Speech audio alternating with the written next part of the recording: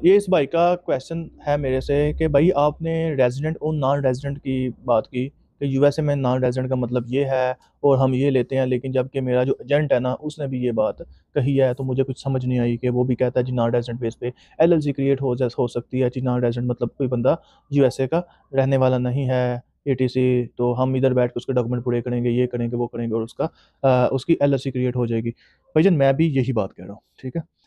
मैं आपको एक ट्रू सेंस बता रहा हूँ कि कानून के अंदर रेजिडेंट और नॉन रेजिडेंट का मतलब क्या है। तकरीबन पूरी दुनिया के अंदर यही कानून चलता है कि कोई भी बंदा जो किसी भी मुल्क के अंदर 183 दिन रहे वो उस मुल्क का रेजिडेंट है, ठीक है।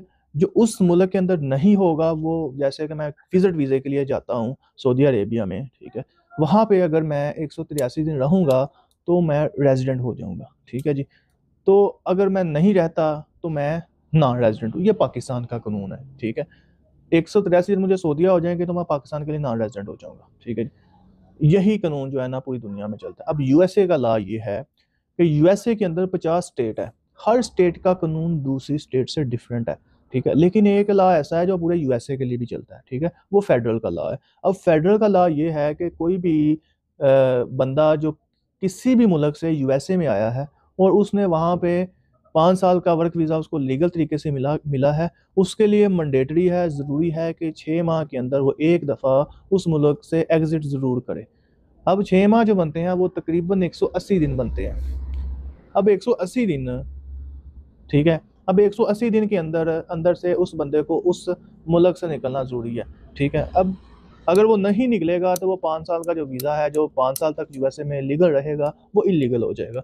तो अपने आप को लीगल रखने के लिए वो बंदा क्या करता है कि उस मुल्क को छोड़ के कनाडा, मैक्सिको या जो जहाँ से उसकी बचत हो सकती है उस स्टेट में वो विजिट कर लेता है, ठीक है, करके वापस आ जाता है। अब जब वो एक दफ़ा गया वापस आया, उसका फिर वो दोबारा जीरो से दिन स्टार्ट हो गए, तो मतलब कि वो 183 दिन पूरे ही नहीं करता, लिहाजा वो यूएसए में नॉन रेजिडेंट है, ठीक है जी। अब वो यूएसए में नॉन रेजिडेंट है, अब लेकिन है तो मौजूद तो वो यूएसए में है।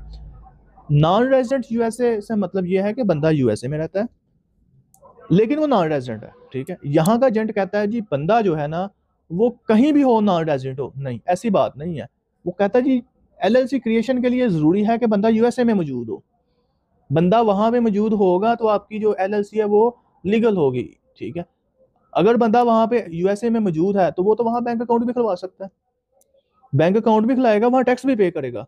और नॉन रेजिडेंट के लिए जो टैक्स पे करने का तरीकाकार यह है कि वो वहां पे ITIN नंबर हासिल करेगा और उस नंबर के थ्रू अपनी जाती रिटर्न फाइल करेगा और कंपनी की रिटर्न EIN नंबर के थ्रू फाइल करेगा, ठीक है, जो कि आईआरएस दोनों चीजें आईआरएस क्रिएट करता है। तो ये सारा सिनेरियो है। अब हमारे एजेंट जो है ना इस सेंस को गलत मरोड़ मरार के बंदे को यानी कि जस्ट एक पटरी पे चढ़ाना है कि तू आ ना जरा, कि तुम यहाँ पे कारोबार करो ना, तुम शुरू करो, ताकि जारी बात है वो उसे पैसे लें और वो करेंगे तो वो दिहाड़ी लग जाएगी। और उस बेचारे को ये नहीं पता कि अपनी दिहाड़ी के चक्कर के अंदर वो किसी का 8 से 10 लाख रुपया वेस्ट कर सकता है, ठीक है। जारी बात है जैसे जैसे उसने चलना है उसको समझ आती जानी है। जैसे स्टार्ट उसने लिया एलएलसी के, एलएलसी में एजेंट की फीस होती है तकरीबन $50, कोई $100 ले लेते हैं। और तो बाकी आईआरएस की फीस या जो मतलब रजिस्ट्रार की फीस होती है उसकी फीस $150 $170 होती है। मिल मिला के 225 $250 के अंदर एक एलएलसी बन जाती है। वो कहता है यार देखो 80,000 के अंदर आपकी कंपनी खुल रही है। बंदा कहता है अच्छा खोल लेते हैं, खोल ली। उसने कहा यार ये साथ एड्रेस भी चाहिए, एड्रेस के चार्जेस है $20 मंथली है, कोई मसला नहीं है।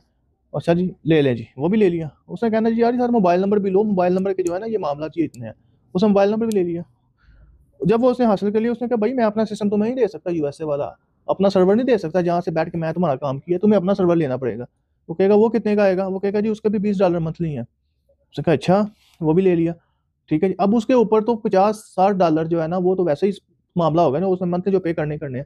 और ये 13-14 हज़ार रुपये ये बन गया, ठीक है, 14-15 हज़ार ये बन गया जो उसने मंथली पे करना है, काम हो ना हो, ठीक है जी। उसके बाद ये इधर आता है, फिर वो किसी ई कॉमर्स वाले के पास जाता है। ई कॉमर्स वाले को कहता है भाईजान मैंने जो है ना अमेजोन पे जाना है। वो कहता है भाई ब्रांड रजिस्टर कराओ। एजेंट से मुलाकात होती है, वो कहता है $600 लगेगा, $600 आप वहाँ पे भी कर देते हैं। तो कहते हैं कोई मसला नहीं यार, एक दफ़ा पे करने हैं ना तो अमेजोन पे काम स्टार्ट हो जाएगा। वो अच्छा $600 भाई जान वहाँ पे भी कर दिया।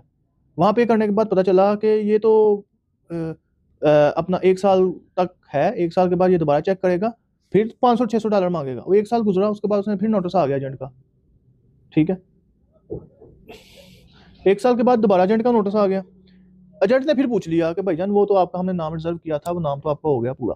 अब आप डॉक्यूमेंट्स पूरे करें, डॉक्यूमेंट्स के लिए आपको फिर चाहिए, अल्लाह भला करे, डॉक्यूमेंट में आपको फिर चाहिए तकरीबन ये $600 $700 लगना है आपका। अगर आपने अपने इसको एक्टिव रखना है तो $200-250 आप साल के फिर पे करें, 2-3 माह के फिर पे करें। बंदा फिर फंस गया, वो कहता है यार काम तो जारी रखना, चलो पे कर देते, वो पे कर दिए। अमेजोन पे अकाउंट क्रिएट किया, ठीक है जी, वहाँ पे भी मामला सारे का सारे किया। पता चल गया जी वो जो वर्चुअल अकाउंट है उसको एक्टिवेट करने के लिए भी $60 चाहिए, वो भी फिर अरेंज करने पड़े। फिर पता चला जो एड्रेस है उसके लिए नोटरी करवानी है, और जो नोटरी एजेंट है वो मांग रहा है $150, वो भी पे कर दिए, ठीक है जी, कि यार जहाँ पे इतने पैसे किए ये भी पे करता, वो भी कर दिए। इतना काम करते करते साल गुजर गया। साल बाद पता चला है या तो सेल टैक्स का 600 जमा कराओ, या तो एलएलसी का भी 300 जमा कराओ। उसे भर के बंदा कही यार मैं तो ऑलरेडी इतने पैसे, चलो ये भी चलो हो गए कर देता हूँ, वो उसने वो भी कर दिए, ठीक है। वो करने के बाद जब आगे आए, अमेजोन में अकाउंट बन गया, तो उसने कहा जी भाईजान यहाँ पे अकाउंट लगाने के लिए यूपीसी चाहिए, और $250 की 10 यूपीसी दे रहा है, ठीक है जी। तो फिर सर पकड़ के बैठ गए, ये क्या चक्कर है।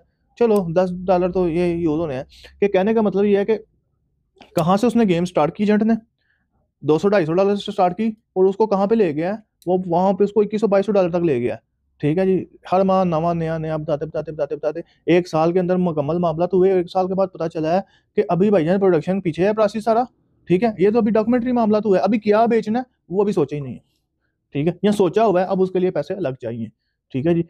तो वो अलग पैसे आपके लग रहे हैं, मंथली लग जा रहे हैं, एनुअली लग जाने हैं, ठीक है। ये सारी की सारी बातें जो है ना, आपको एलएलसी क्रिएशन से पहले सोचनी चाहिए कि एजेंट आपको कैसे फंसाता है, कि ये इतने पैसे लगेंगे, ये होगा, ऐसा होगा, वैसा होगा, और आपकी एलएलसी क्रिएट वो पड़ी हुई है एलएलसी, अब उसका चार्ज डाल लो, ठीक है। तो इस तरह बंदा 8-9 लाख रुपए का नुकसान करके ना, तो फिर सोचता है शुरू ते एनजी किता सी तो हो मेरे नाल की गया, ठीक है। इसलिए मैं ऑलवेज कहता हूँ कि कोई भी काम शुरू करने से पहले उसका पहले एंड देखें, उसका एंड क्या है, आप कहाँ तक जाएंगे, उसके आपके साथ क्या गुजरेगी, क्या बीती जाएगी, और उसको कंप्लीट करते हुए आपके पास पैसे भी बचेंगे या नहीं बचेंगे, ठीक है। इसलिए एजेंटों की बातों में ना आए, वो नॉन रेजिडेंट रेजिडेंट का क्या कॉन्सेप्ट देते हैं इसमें भी ना आए, ठीक है। पहले सोचें कि कानून क्या है, ठीक है। आपने 2 नंबरी करनी है तो उसको भी तरीके के साथ करें, आपने अपने आप को छिपाना है, हाइड एंड सीक खेलनी है, तो उसको भी तरीके के साथ करें, और उसको मामले के साथ तरीके के साथ लेके चलें, ठीक है। उम्मीद है आपको मेरी अब सही बात समझ आई होगी, एजेंट की बात में और एक्चुअल में कितना फ़र्क होता है, ठीक है। अपना ख्याल रखिएगा, तो हमें याद रखिएगा। अल्लाह।